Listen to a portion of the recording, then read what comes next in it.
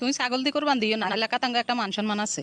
ছাগল দি কোরবান দিব গরি ফেরা। আমরা 6-7 শরিকে মিলে এলাকা বাসা বড্ডা চাই অজ্ঞা গরু লমু। দেখো বিবি, শরীকে কোরবান দিলে বাকি শরিকগুলাও একুরেট হন লাগে।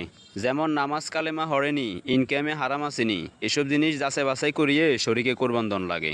খেমা দাও এত টোয়া টুই করলে আর কোরবান দন লাগতো না। দেখো আমরা এগা মাইয়া বিয়ে দিতে কত খোঁজ খবর লইন, হে জায়গাত আল্লাহর সন্তুষ্টি লে কোরবানি দিয়ে ইয়েনে তো আরো বেশি খোঁজ খবর লওয়া উচিত। হেতা গো হারাম হালাল লই হেতারা থাকক, আমরা ঠিক থাকলে হইছে। শরিকদের আলাদা আলাদা হইলে কিসে বেগুনে মিলিত পশু এগাই কোরবানি দিয়ে তাইলে তুই এলাকার যাই খোঁজ খবর ল, হালাল পথে ইনকাম করেন আর কে আছে। হবে যাই একখান ডকমতো কথা কইস। এলাকাতে আঁটি আঁটি খোঁজ খবর লইছে, নামাজ কালেমা হরণ্য সৎপথে ইনকাম করেন না আর কেউ আসেনি। আর দেরি করিও না, তারপরেও আমরা শরীকে বড় অজ্ঞা গরু কোরবান দিমু। এলাকার মানুষে যেন দেখলে কয় আমরা বড় গরু কোরবানি দিছি, তাইলে আঙ্গু বলা মাইও কইতে এরব গরু আঙ্গু গা বড্ডা। বিবি, এই নিয়তে কোরবানি দিলে আল্লাহর রাস্তায় কোরবানি কবুল হয় না। কোরবানি তো দিমু আমরা আল্লাহরে খুশি করার লাই। বলা মাইয়ের কথা এনে কইছি এরি, আমরা তো কোরবানি দিমু আল্লাহরে খুশি করিবার লাই। বাবু তুই একনা যাও চাই তুন। শুরুতে যাই আর বাল্যকালের বন্ধু রাকিবের কাছে, আগে জিজ্ঞাসাই হাতে নামাজ কালেমা হরেনি। বন্ধুরে, তুই তো অনেকদিন পরে এলি, কেন আঙ্গরে ইকে বলি রলি? বন্ধু তোরা আছো তোগো হাল নেই আলে, আর আই আসি আর রাস্তাত। আমি এবার চিন্তা করছি আমরা 7 শরিকে মিলি এলাকা বাসা বড্ডা একগা গরুরই কোরবান দিমু। আঙ্গ 6 শরিক হয়েছে, 1 শরিক বাকি আছে, তুই কোনো আঙ্গলা গায়ে ঢুকবি নি? এরে বন্ধু রাগ করিচ্ছে, তোরা একার কথা জিজ্ঞাইতাম নামাজ কালেমা দোচ্ছতি না আগের মতোই রয়ে গেছত। এই মাঝে মাঝে হরিয়ারি।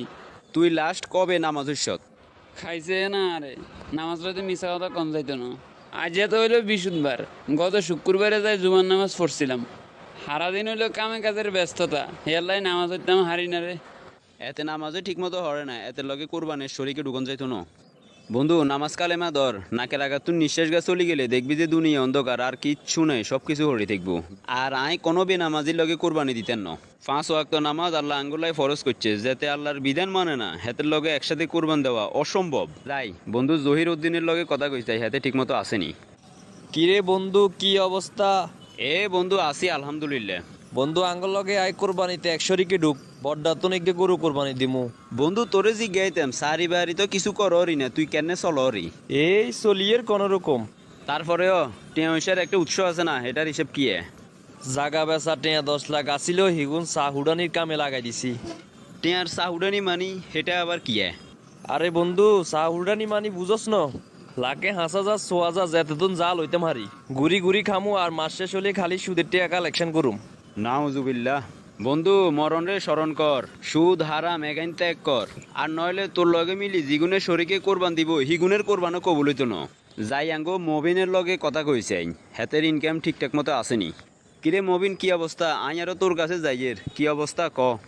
আছি আলহামদুলিল্লাহ, দোয়া করিয়েন। কয়দিন আগে জায়গা দিয়েন লইছি, সামনের মাসে ইয়ানে বাড়ির গ্যাস ধরুম। কোনায় কি আলো দিনে সেরা কি গাই গেছ নি? সারি ঢুকতে ন ঢুকতে দে জায়গা কিনি এলো আবার বাড়ির কাম ধরি এলো। আরে ভাই কইেন না, এমন সারি ঢুকছি মাসে 18,000 টাকা বেতন, তবে আলগা দামটা আছে মাসে 2-3 লাখ টাকা উঠছে। ভাই এই সারি লইতে আর 15 লাখ টাকা ঘুষ দেওয়া লাগছে। এই 15 লাখ টাকা উঠে পেলে আলগাখানা শিখছি, আলহামদুলিল্লাহ টাকা আর উঠে গেছে। আলগাখানা শিখছ তো এবার সারি দাও না, মূল টেয়া তো উঠে গেছে। ভাই কি কন, আমরা বাঙালি একবার খানা শিখে গেলে সেটা কি আর চারটারি? ভাই আরেক দূর তারা আছে, হরে কথা কম। ওরে সার আনে যান, আনে সময়ের তো অনেক দাম। আল্লাহ মাফ করক, এসব হারামখোর ঘুষখোর সুদখোরের লগে আল্লাহ আরে শরীকে কোরবান ন দেয়াক। জাইয়াঙ্গর সুমনের লগে কথা কইসাই, হাতের কি অবস্থা? বন্ধু অনেক দিন পর তোর লগে দেয়া, কি অবস্থা ক? অবস্থা আছি আলহামদুলিল্লাহ, তোর কি অবস্থা ক? আর অবস্থা তো বালা, কথা আছে না বুদ্ধি থাকলে বাতে মরে না। সেটা কি আবার? বাড়ির লগে জাগা জিয়ান আসিল, বছরে টেয়ারে দান হাইতাম। ইনান 30 লাখ টাকা বেশি টেয়া ব্যাংকে থুরেছি। বাজারে কোনো দোকানপাট বন্ধক দিলে আয় হেটা টেয়া দি লই, কারণ টেয়া সুদের মুছে লাগাই নয়, এটা হারাম। রুম যে বন্ধক লইছ ইয়েনেও হারাম হালালের হিসাব আছে, জানি লইছ নি? ইয়ানে হারাম কিনলে আইব। দোকান ইয়ান জমিদারে পজিশন সব ব্যস্ত গেলে কত টাকা ব্যস্ত হারবো?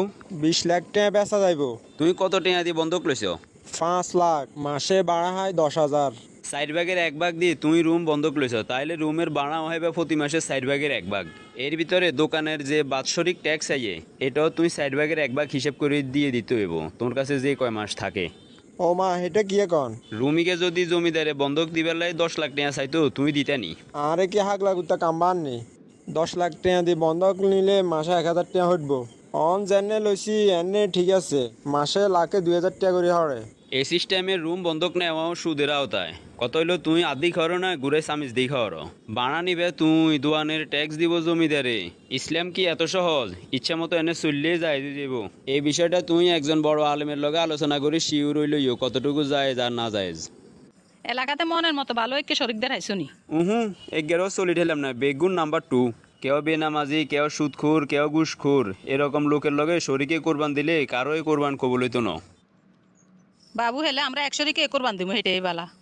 তোর সাধ্য অনুযায়ী তুমি যদি একা গরু নলইতে হারো তাইলে আমরা ছাগল দিয়ে কোরবান দিমু। গরু যে দাম, 1 শরিকের গরু এগে লইতে গেলেও 70,000 টাকা আই দেবো। আঙ্গমতো মধ্যবিত্তলা এটা কখনোই সম্ভব ন। আমরা ছাগল দিয়ে কোরবান দিমু, তারপরেও বালা আছে। বন্ধুরা, আপনারা কোরবান দেওয়ার আগে অবশ্যই শরিকদারগুলোকে যাচাই বাছাই করবেন। শরিকদার যদি অ্যাকুরেট না হয় তার কারণে আপনার কোরবানিটাও কবুল হবে না। আমাদের এই চ্যানেলের প্রত্যেক